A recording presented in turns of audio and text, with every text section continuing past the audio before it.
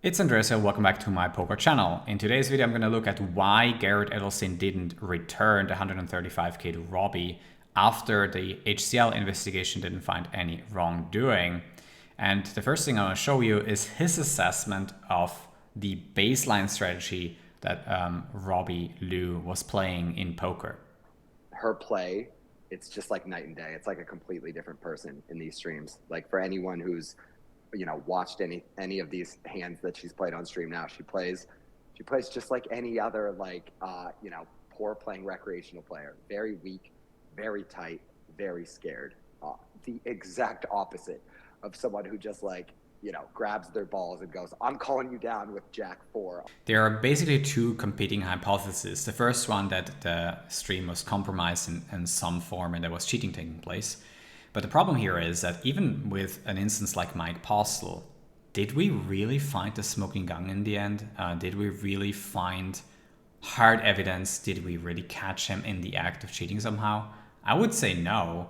In the end, the sample of him playing outrageous hands, looking between his legs to find some hint on how to play the hand, that combined with circumstantial evidence that was so strong that Mike Postle, was in the end found to be a cheater by 99% of the poker industry.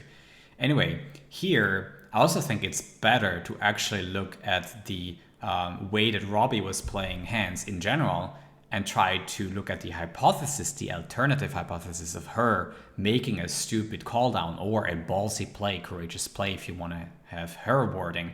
And following that, the only two other instances of her making a courageous play were in the same stream, and in one of them, her chair starts vibrating.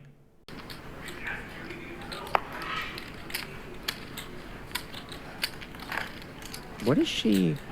She says she thinks she has a missed draw. She only has Jack high. She doesn't beat ace high. I don't know what she's really thinking about here. You can have this one.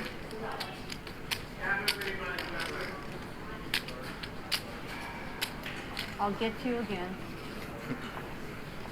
How unlucky that the chair, by coincidence, started vibrating exactly in that one moment of courage, and then she ended up folding her Jack high for 55k. How unlucky is it that Brian Zachricksel, an employee of HCL, stole 15k of not one of the stacks, but exactly of Robbi's stacks? Another coincidence? And how unlucky is it that some days later she gets a letter in her inbox of her Twitter from Brian Zachricksel, who they have been following each other prior to this stream, and now all of a sudden this is the first message, and the language of that letter used matches exactly the way Robbi talks.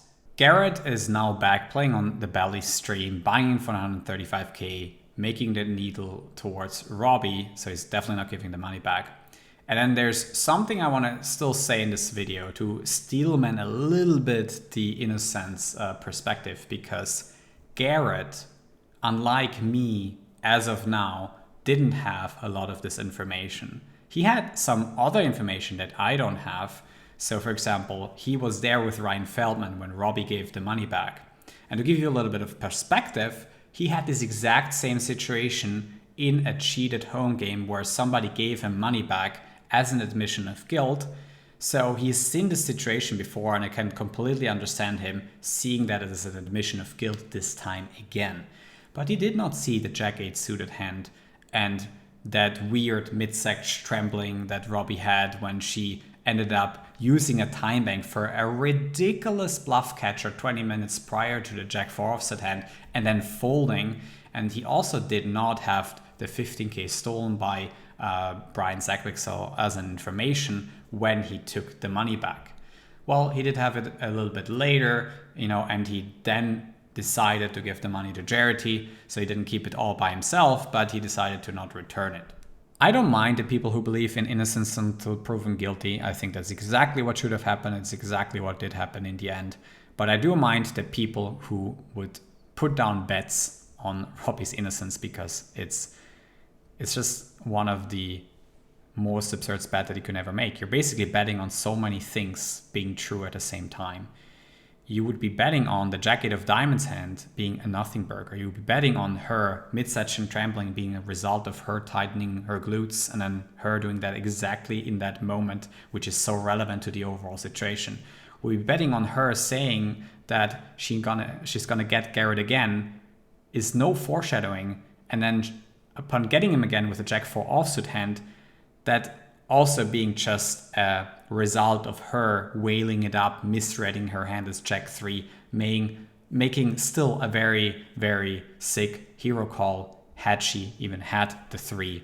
You're also betting on Brian Sackpixel being a nothing burger to this entire story, despite him stealing exactly 50k of her stack and her stack alone, and then him sending her a message that basically was tried to be utilized to convince the public of her innocence. You really want to see the black swan in this spot. And then there's the question, well, what if she is that 1 in a million black swan?